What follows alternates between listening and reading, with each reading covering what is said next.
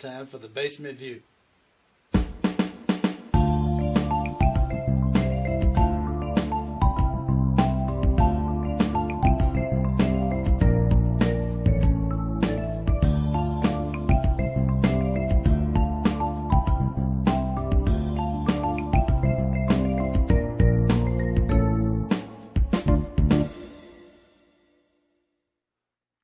Hey, what's happening? What's happening? Good evening. How's it going? Oh, hey, what's happening, Carmen? How are you? Everything good with you? Glad to see you here. Absolutely. Hey, what's going on, Lisa? I see y'all on one of the screens, but you ain't popped up on the other one yet. Okay. How's it going though? Y'all doing good down there? Everything good? Good. Glad to hear it. Glad to hear it. You know what? I am ecstatic myself right now. I'm in a good place. I'm in a real good place because it's in the 40s outside. Y'all know how I feel about that doggone. You know, I'm a I'm a fair weather bird. Fair weather bird all day long. So I'm feeling pretty good about that. James, what's happening? What's going on?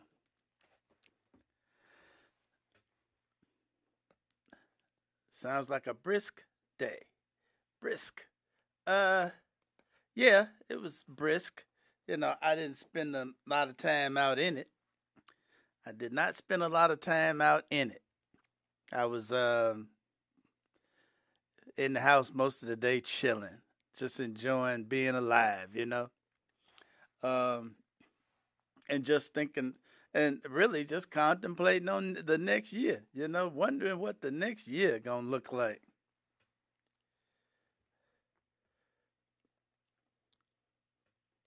I didn't get that. I'm dual seed line Christian identity. Look it up. Dual seed line Christian. That's interesting. I've never heard that term before. I've never heard the term dual seed line Christian. I will look that up. As a matter of fact, let me see if I can do that right here. I've never heard that term before. Has anybody else ever heard that term? I've never heard it. Let me take a second to look that up.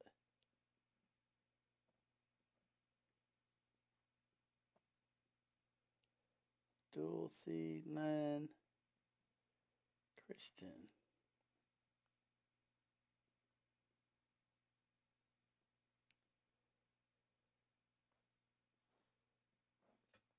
That's an interesting term.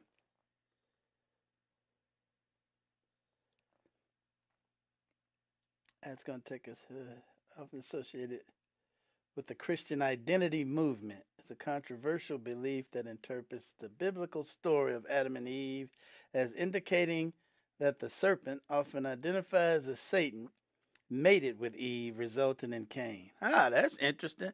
I had never I had never heard that before. Hey, what's up, Charles? I had never heard that before.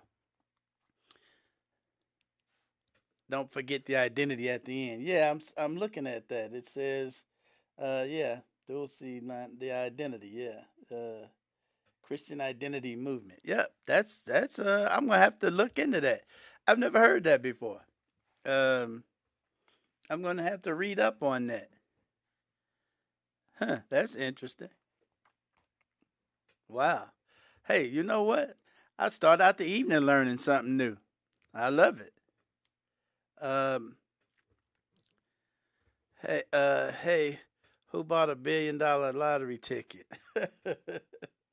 I do not know. I was gonna run out and grab me one. Um, I was gonna run out and grab me one. There's also Black Hebrew Israelites. I have heard of Black Hebrew Israelites. I have heard of that. Um, Did I just read that out of the Bible? No, I just Googled it right quick just to get an idea. I just Googled it just to get an idea of what it would pertain to. What I have to do is I'm gonna do a little more reading about it because I never heard it before. So um, that's interesting. I assume there would be a different one, a different there would be a different Bible that covers that. So I definitely don't have that particular Bible. Y'all bought 3 tickets. I think I'm gonna go and buy one. I think I am gonna go and buy one. Just for the heck of it, you know. Uh, they say people like me probably will hit the people that don't really often play the lottery, that don't play it very much. So I'm gonna put that to the test tonight. um, wow, but hey, you know. Anyhow, I gotta play this clip that this young lady made that was so funny to me. Um, it was really funny. Is that something on my face or just gray hair? That's gray hair. Okay. Y'all don't play it often either. Yeah, there you go. I'm sitting there trying to wipe gray hair off my face. Ain't that jacked up? I guess that ain't going anywhere, is it? But I gotta play this clip from social media. Y'all know I love the social medias, okay? Y'all know I love the social medias. And this young lady played, you know, Donald Trump is suing the BBC over in UK. For those of y'all that don't know, they did what every news outlet does. They put out an article, and he didn't like the fact that it was edited, and he always wants to sue when the edit doesn't sound like something he likes, you know. But listen to how this young lady frames that. Cain is not listed among. Hold on. Cain is not listed among the generations of Adam in the book of Genesis. Some people say it's because he sinned and murdered Abel and was disowned by Adam. But we, in the identity, believe because he's a snake. Hmm. Interesting. Wow. Okay. That's pretty interesting. Huh. I'm going to have to look into that. Wow. So, anyway, I'm going to play this clip. It was so funny to me. I had to play it. And then I'm going to play a clip of our vice president. And we're going to talk about what our vice president had to say over the weekend. But first of all, check this clip out. I love the fact that Throtus Gotus POTUS never consults anybody before he says something. So he's sitting in the Oval, and there's a military member behind him, and you can tell that this military member is fighting for his life not to laugh, right? So he's talking about the BBC, and he goes,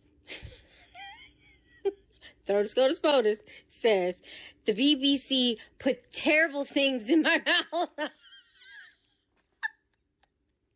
I said beautiful things. I guess it was AI, but they put terrible things in my mouth. The BBC.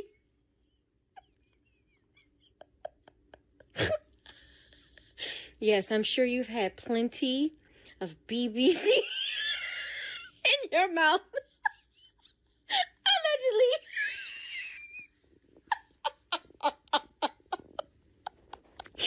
He's never.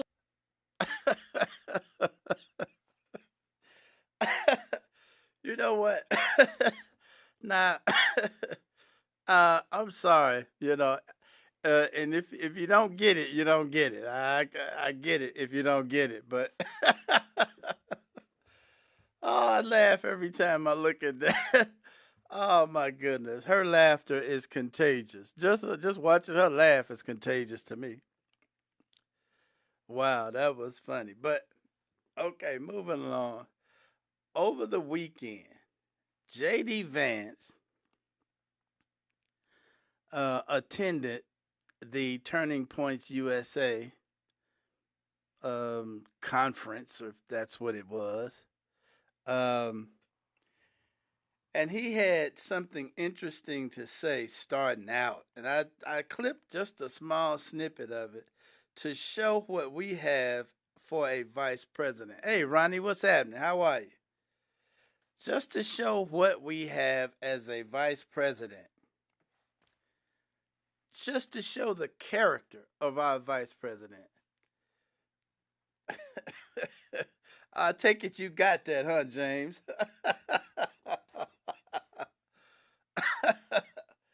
Oh, just to show the character. Now, this vice president, now you notice we're always told not to play the race card. Don't bring race into this. Don't bring race into this. Don't bring race into that. We're all told that all the time.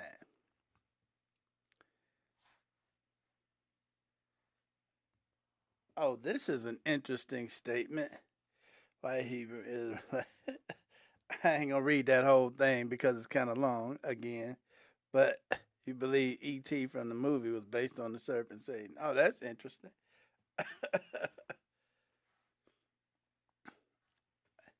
That kid reminded me while I was in my crib.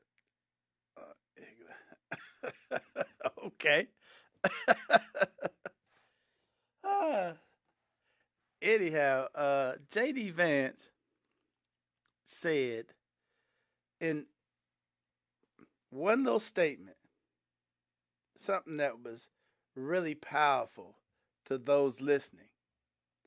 And along with that, he signaled to the Asian community. He signaled something to the Asian community at the same time. Check out what J.D. Vance had to say. Relegated DEI to the dustbin of history, which is exactly where it belongs.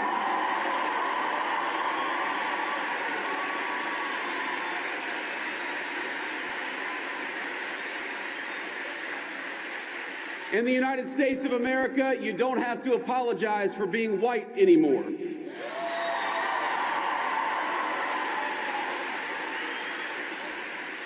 And if you're an Asian, you don't have to talk around your skin color when you're applying for college. Did anybody get that? Did you catch that? And if you're Asian, you don't have to talk around your skin color anymore. I don't remember the Asians ever having to talk around their skin color. But understand something, why he slipped that in there about the Asians.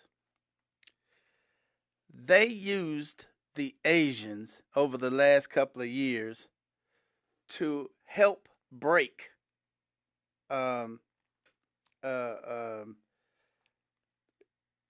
fact that in college, they wanted DEI in college, you know. Um, and they used the Asians to and very the Asians sued to say they couldn't get in college because college was letting too many black people in. And they sued and literally won. And they were backed by a white supremacist. A white supremacist put up all the money for this fight. And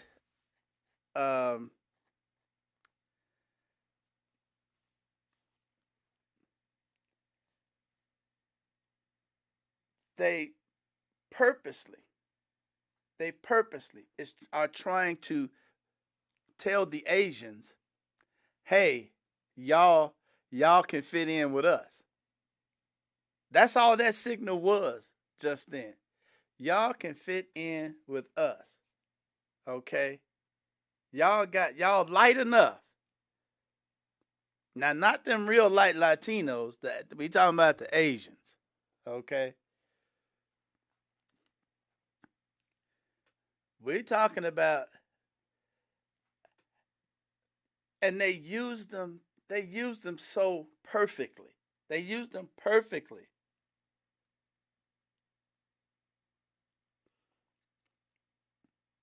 And it's sad. It's really sad. And I remember the case, and I remember the I can't think of the guy's name, the white dude's name, who uh, who was literally taking up the fight, because they want to get rid of DEI. I can't think of his name, but he was so proud. He was so proud to take that fight up. And they are literally right now. They're literally right now. What JD fans said over the weekend, they sent out a memo from the National Labor Relations Board. The chairman sent out a memo for white men to start filing discrimination cases. You heard that white. Right. You heard that white. You heard that right. They sent out a memo for white men to start, at the EEOC, not the National Labor Relations Board, the EEOC. They said they want white men to start filing discrimination cases, that they're being discriminated against. And what this administration is doing is they're going to all the colleges and corporations, and if you won't dismantle your DEI program, and your any programs to help minorities at all, they're suing, and they're taking to court, and they're literally extorting money out of corporations to make a fund for white men to file a claim against so they can get a check. They can file a claim for discrimination and get paid from this administration suing companies that are in any way helping minorities. And that call over the weekend was the call out to shout out. Now, first of all, I've never known anybody that get used and abused if they go for that. Of course they're gonna, use them and abuse them. Yeah. But it's all to get to a certain point. They're gonna use the Asians to help them, because if you do anything for a black person, now see, that's what got me, was that the Asians sued because they thought too many black people was getting in front of them. Ain't that crazy? And here we go with another minority that don't understand that the civil rights laws in this country were made, and the Asians are allowed to get away with what they get away with because of the civil rights laws that we have. And they're helping to tear the civil rights laws down. They are literally helping the white community tear the civil rights laws of this country down. The laws that are there to help them. And they don't get it. They don't get it. That's why you never hear, you know what? I don't know how many marches I've looked at and, went to and stuff like that. Never hear a peep out of the Asians. Never hear a peep. Last year, there was a lot of Asians being attacked on the street for nothing. There were people just attacking the Asians for no reason at all. Now, I thought that was just as wrong as attacking anybody. But they cried out big time. They got out there and they got up on every bullhorn they could get on and say, this ain't right. This is not right to attack the Asians for no reason. And that's true. But where are y'all when everybody else getting attacked? Now, see? Now, the Somalians are finding out. The Palestinians out in Dearborn, Michigan. Those Palestinians out there that said they wouldn't vote for Kamala Harris, they finding out Now the Somalians out in Minnesota finding out after the Puerto Ricans and the Cubans down in Florida found out, and Venezuelans down in Florida and Texas found out, and the Venezuelans that's up in Nebraska right now are finding out because of the Tyson food plant closure up in Nebraska, and that little town is about to go under, and they're finding out. I suggest you Asians, I suggest y'all don't stand with J.D. Vance because there's a lot of minorities finding out right now what happens when you stand with J.D. Vance. See,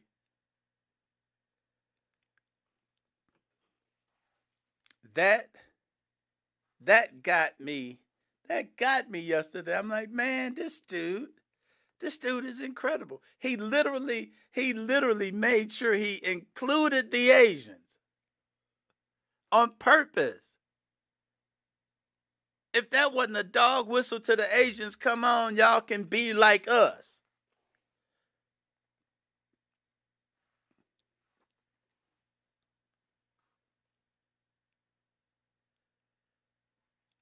I remember the Supreme Court. The Supreme Court ruled they literally took affirmative action out of college enlistment and college admissions last year. They ruled colleges could not use race as any kind of a factor in college admission. And they were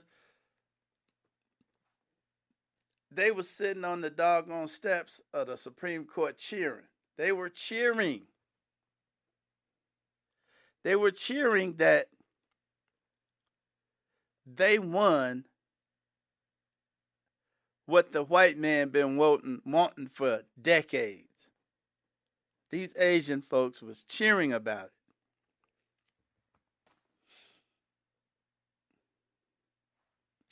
Talk about crazy.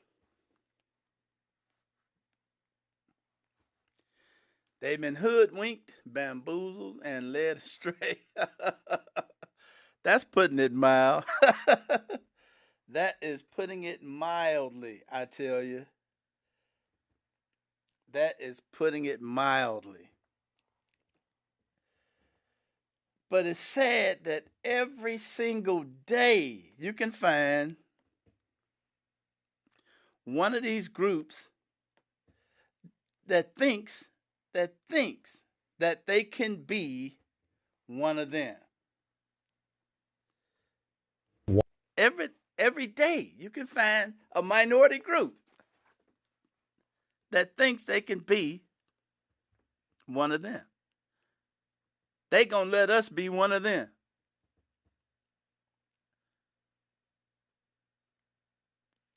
Never fails. Never fails. And my man said, you don't have to apologize for being white anymore. I don't remember any white person apologizing for being white. Somebody tell me where they seen a white person apologize for being white. Somebody tell me that.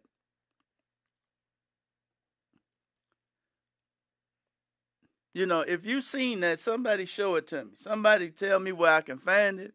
Somebody send me a link to it. Was there some white person apologizing that they're white? You know, somebody show that to me because I haven't seen it. You know, nobody ever asked white people to apologize for being white. The only thing anybody's ever asked white people to do was stop being racist. That's the only thing. I can't, I just can't believe some of the stuff these folks say. It's incredible.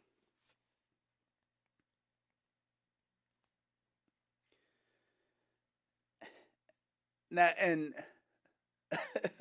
the funny thing about it, Vanity Fair, just the other day, Vanity Fair put out this interview. Um, what's her name? Suzy Wild. Suzy Wild. Suzy Weiss or Suzy Wild. I can't remember her name. Suzy Weiss, I think. Um, they put out an interview that, and the funny thing is, they wanted to turn around and say the interview wasn't forthcoming, and I'm like, wait a minute, y'all set up there. I think it was they did 14 different. He was allowed in 14 different times to do this interview, or 11 or 14.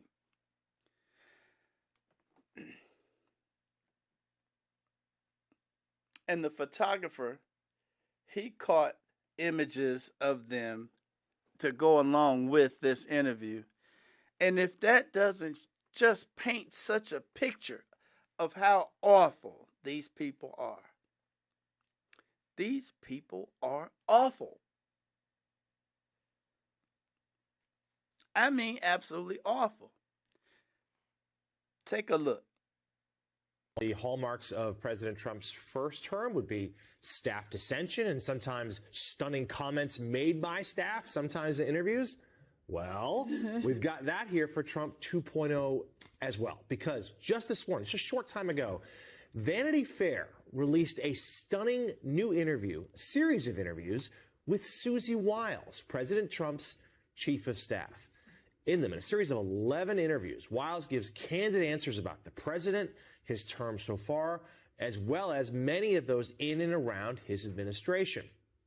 Weiss told author Chris Whipple, quote, Trump has an alcoholic's personality. Weiss also says that J.D. Vance's conversion from never Trumper to MAGA acolyte has been, quote, sort of political.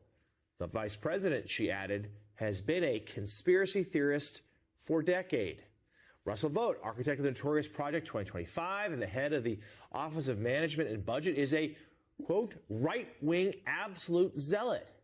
And when asked what she thought of Elon Musk reposting a tweet about public sector workers killing millions under Hitler, Stalin, and Mao, Weiss replied, I think that's when he's microdosing, referring to the drug ketamine.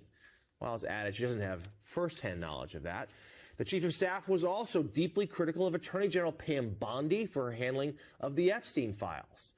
Weiss said this, I think she completely whiffed on appreciating that very targeted group that cared about this. Weiss continued, first she gave them binders full of nothingness, and then she said that the witness list or the client list was on her desk. There is no client list, and it sure as hell wasn't on her desk. Whipple writes that he asked Weiss back in March if she ever went to President Trump and told him that this term is not supposed to be a retribution tour. Yes, I do, she replied. We have a loose agreement that the score settling will end before the first 90 days are over. Whipple asked Weiss again in late August, far beyond those 90 days. Weiss responds this way, quote, I don't think he's on a retribution tour, she said. A governing principle for him is, I don't want what happened to me to happen to somebody else. And so people that have done bad things need to get out of the government. In some cases, it may look like retribution.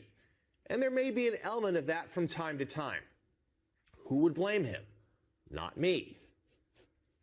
When Whipple pressed Weiss about accusing New York Attorney General Letitia James of mortgage fraud, Trump did that, Weiss responded this way, well, that might be the one retribution. And when asked if she's called out the president on that, Weiss said, no, not on her, not on her. She had $500 million of his money. Weiss went on to laugh. But where we gotta start here is with the photography, and no one has gotten it worse than Caroline Leavitt. You have this hideous picture of her being posted super close up, which is something they did for other people as well. People commenting, are those the lip filler injection sites? You can see them right here. Jesus, Vanity Fair went nuclear on Caroline Leavitt. You get the point. Here's the picture of Suzy Weiss, who is referenced as the enforcer in the White House administration. Here's J.D. Vance's picture, the heir apparent. Oh my God. Stephen Miller, the zealot, as they put it in the article. Dan Scavino, the caddy. The caddy. I mean, everyone in this photo just looks like a giant fucking goober who takes themselves way too seriously. This honestly might be my favorite picture from the whole thing. This is Marco Rubio, just looking like an absolute goober. Just a fucking goofy goober. Look at this fucking goofy goober. And Suzy Weiss right here spilled a fuck ton of tea about the administration. Here's just a brief review from Brian Krasenstein of things that she told the Vanity Fair people. Weiss said that she has read the Epstein documents and acknowledged that Trump's name is in them. She said she urged Trump not to pardon the most violent January 6 rioters, advice which he obviously ignored. She admitted Trump is looking for retribution, that when there's an opportunity, he'll go for it. She directly contradicted Trump's claims about Bill Clinton, stating there is no evidence Clinton ever visited Jeffrey Epstein's private island. She described Trump as having an alcoholic's personality, which Trump actually agreed with and tried defending. And I think the most ironic part of this whole thing is that apparently they all knew the house was burning down as they were doing this interview. Listen to this. A Trump administration official knew that Vanity Fair's bombshell profile was unlikely to land well the moment the magazine's photographer assembled the top brass for the glossy cover shoot. You can see why. Quote, "We're all gonna get fired for this," said one of the officials in the group, which included Press Secretary Caroline Leavitt, Secretary of State Marco Rubio, Chief of Staff Suzy Weiss, Deputy Chiefs of Staff James Blair and Dan Scavino, and Homeland Security Advisor Stephen Miller. "Except for me," replied JD Vance, "I have 100% job security." If only you had 100% marriage security, right, JD? Here they are looking like they're trying to be on an album cover for some alt-rock group, some alt-rock Christian group, I guess, which JD Vance said, "Is this the part where you say we're all evil?" Like, they fucking know the shit they're doing is indefensible. He even joked earlier in the shoot, quote, "I'll give you $100 for every person you make look really shitty compared to me, and 1,000 if it's Marco." Okay, that's kind of funny. The Trump administration's apparent misgivings about Vanity Fair's profile proved to be well-founded. While Vance, Leavitt, Rubio, Blair, and Miller made it through the profile without sparking much controversy, debatable, Weiss gives shockingly candid interviews about the chaos within the administration. Fucking yikes. It's so funny because we've talked about literally all of these things on the channel. Weiss, whom Rubio said has an quote, "earned trust with Trump," said the president has an alcoholic's personality, called Vance a conspiracy theorist, which he responded to, I'll play that in a second, accused former Doge head Elon Musk of being an avowed ketamine user, we've made many a video about that, and called Office of Management and Budget Director Russ Vought a right-wing zealot. Now, first of all, this is the this is the chief of staff. Suzy Weiss is the chief of staff for the White House. And she literally just outed everybody. She just plain said, hey, look, everybody that's working in the White House ain't worth a damn. Now, I don't know if she don't mind, I guess she got some good photos on Trump. Because she can stand and do an interview where she just says everybody in the White House is a jackoff.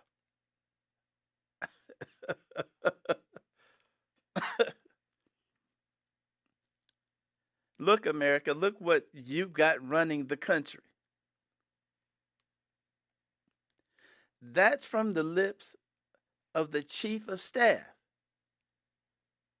That's the one person who can talk to the president any day of the week, any time of day.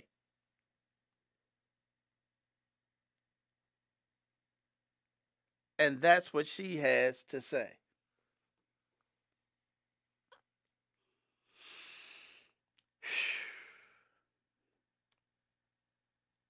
If we can only get through this, okay? If we can only get through this. Because it's coming apart. Matter of fact, it's coming apart so bad at the seams. At the same conference, Turning Point USA conference over the weekend, Ben Shapiro got up and made a speech where Ben Shapiro dogged out Candace Owens and Tucker Carlson and what's his name? Doggone it. I can't think of it. Well, anyway, Ben Shapiro started dogging all of them out. Steve Bannon came on after Ben Shapiro and dogged the shit out of Ben Shapiro.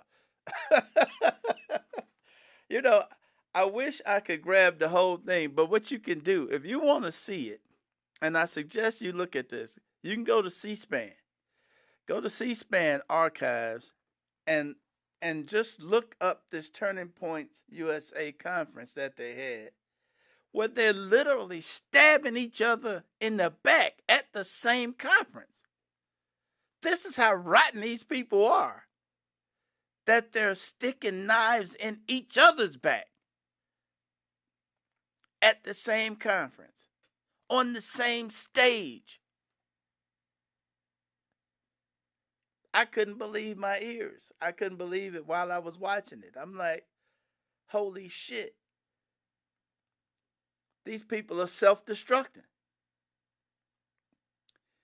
Erica Kirk seems to be in love with J.D. Vance. There's something going on there big time, because every 5 minutes she's got his name rolling right off her tongue. Don't know what's going on there. That might be, she might be just the groomer, because they know Trump is done. He's he's just a joke right now. They know that. They know good and doggone well that this guy is finished. So they might be just grooming this guy. And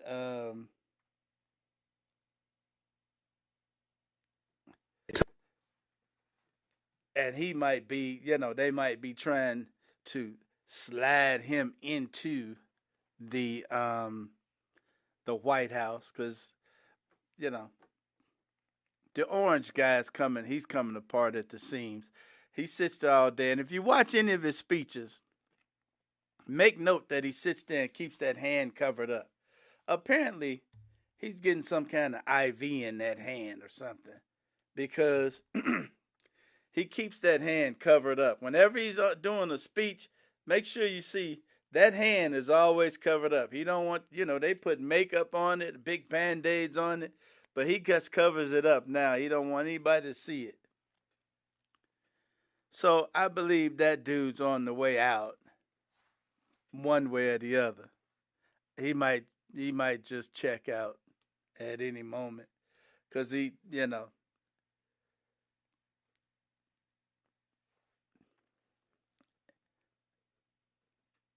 Indiana Colts in San Francisco tied up 7 apiece. Oh, okay, cool. You know what? It is Monday night, ain't it? Man, I forgot all about that. I forgot all about that. But on this note about this, and I tell you who the joke is on. The joke is on the people that came up with Project 2025. Like I've said, I've told y'all all the time, the joke is on the people that came up with Project 2025. They had no idea that this guy was this stupid. They know he was stupid, and the perfect person to hitch their wagon to. But they had no idea he was this stupid. They had no idea. And now, because of him, the entire MAGA movement, the entire movement that created Donald Trump, is falling apart. Thank goodness. Thank goodness. It's falling apart right before our very eyes. I would advise you all to start looking at some of these MAGA podcasters. Go check out Oh, and I'm a Mark Levin. I tell you what, he he was at a meeting with them, and Mark Levin treated Trump like he was a chump. Oh, I'm gotta find video of that. You gotta see this. But Mark Levin, Candace Owens, all of these people, start looking at some of their videos. They are knifing each other like crazy. And to the people that created Project 2025, check this out. Far too long, and it has damaged way too many people's lives. But it is so goddamn satisfying knowing that the evil masterminds behind Project 2025 fucked up beyond belief in hitching their wagon to Donald Trump. That he looked like the right marionette, right? He looked like it, but he wasn't. He was the wrong one. He was too dumb and too compromised morally for even their need for a dumb and morally compromised presidential candidate to work out. And the machinations and backrooms that have occurred over 50 years to bring Project 2025 to life, the Heritage Foundation, the Federalist Society, all the right-wing, darkest money stuff that you could imagine, where they had these dreams of turning us all into serfs. They're halfway there, but they're not going to get all the way there. They overplayed their hand. They overplayed their hand, and they hitched their wagon to a goddamn moron with not even no morals, the worst guiding set of principles. Worse than Jeffrey Epstein. Jeffrey Epstein hated the motherfucker. Are you serious? Worse than Jeffrey Epstein. and that ain't no joke. That's the truth. This guy's worse than Jeffrey Epstein. This guy is worse than that. And of course, they was best friends for forever. They was best friends for, you know.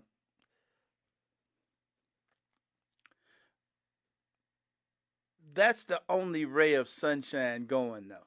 The only ray of sunshine is this guy's so stupid that they can't implement a plan that was put in writing with page after page, footnotes, bullet points. Do this, this, and this, and we'll have complete control. And you handed the book to a moron.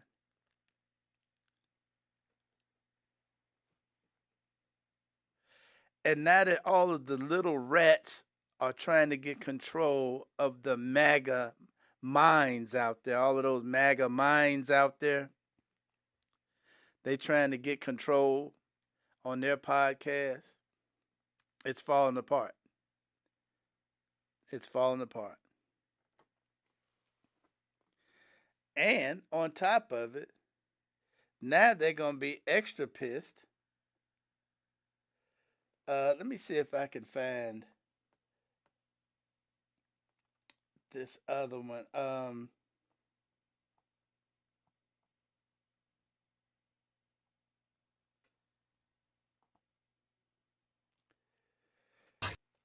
They even are pissing off the MAGA people that follow them. The MAGA folks that follow them closely, they pissing them off by when they released the Epstein files the other day.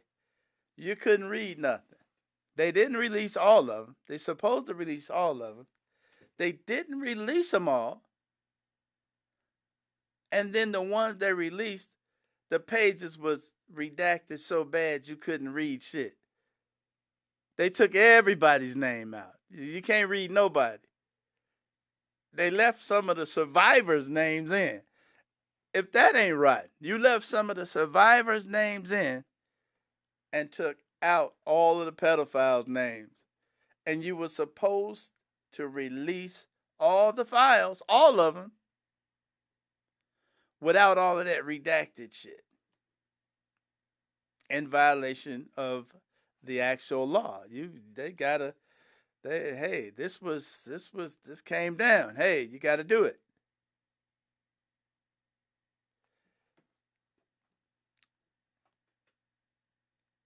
This experiment we going through right now is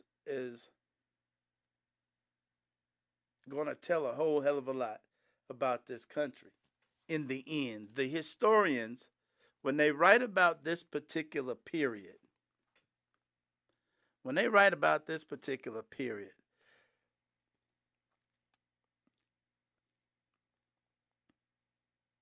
I hope I'll be around to read some of it.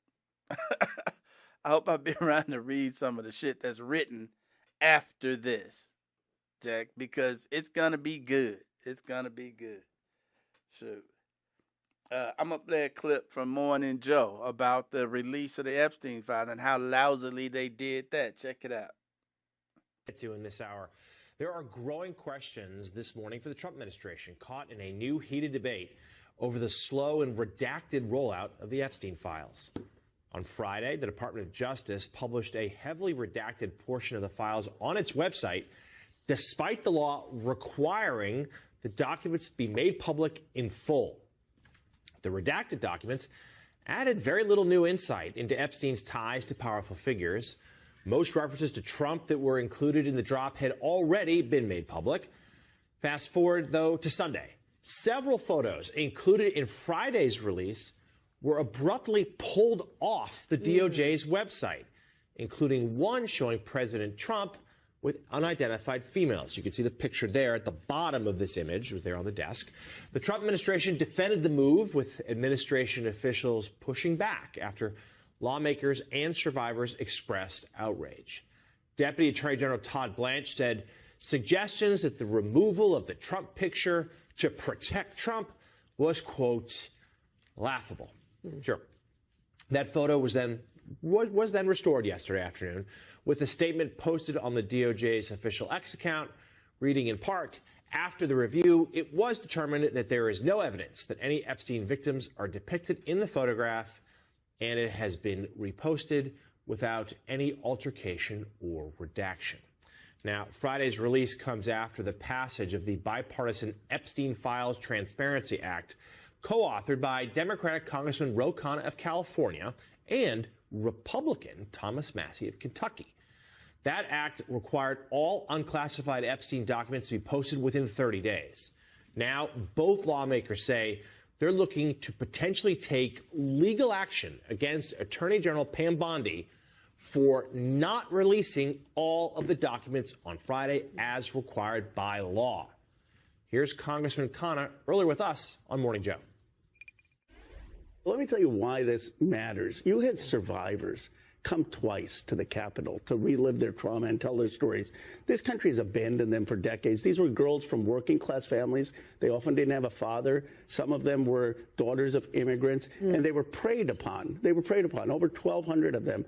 Now, on this release, one of them, they released her name as the survivor, and they didn't release the FBI file that she's been asking for. It was horrendous. So Massie and I, we went on TV yesterday morning. We said we're going to hold her in contempt. Suddenly, they start to scramble. They're now releasing unredacted documents. They're saying we're going to release more documents, not because of Massie or me, because they know that Republicans themselves are upset at what Bondi has done. In fact, one Republican said, I don't think Massie will mind my sharing this. He said, my concern with you is we want Donald Trump to fire Pam Bondi. You don't need to get involved. But Bondi has lost all credibility, and these survivors are not going away. What was the House vote on releasing all the files? 427 to 1.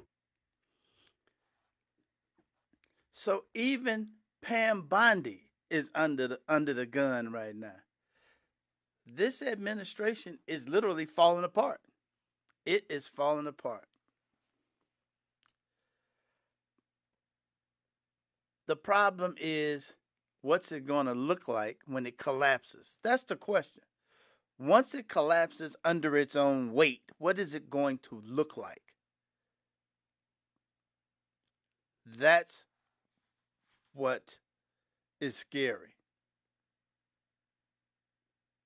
That's what's scary. Because when these people start walking away, what's Trump going to start doing? He's already scraped the bottom of the barrel to hire these people. He's hired the worst incompetent people he could find. Who is he going to hire after these people? Because this ship right here is running aground really quick. And it's just a shame that, we got to live with it. But anyway, on that note, I'm done. I hope that you all are going to have a good holiday.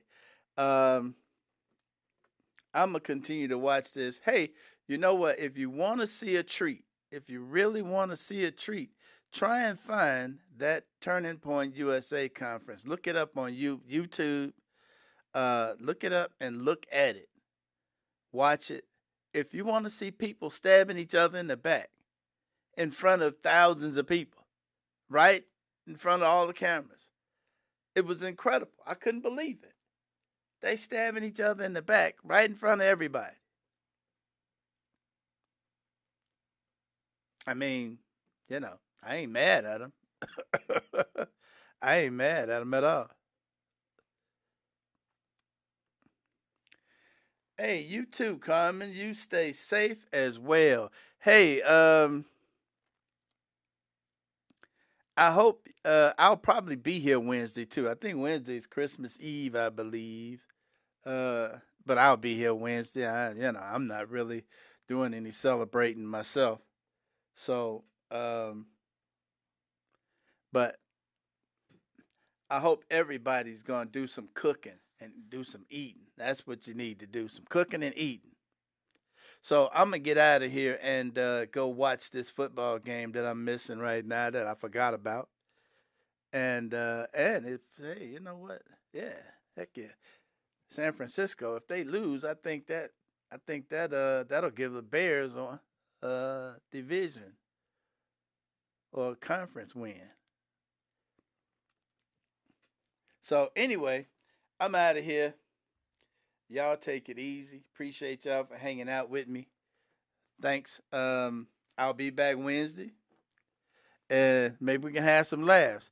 I'm going to try to have some laughs because you know what? I'm going to test this theory. Because the last time we was laughing really hard, the internet started fucking up. So we're going to try this again. I'm going to try to have some laughs next Wednesday. Anyway, I'll see y'all Wednesday and y'all take it easy. All right? Bye.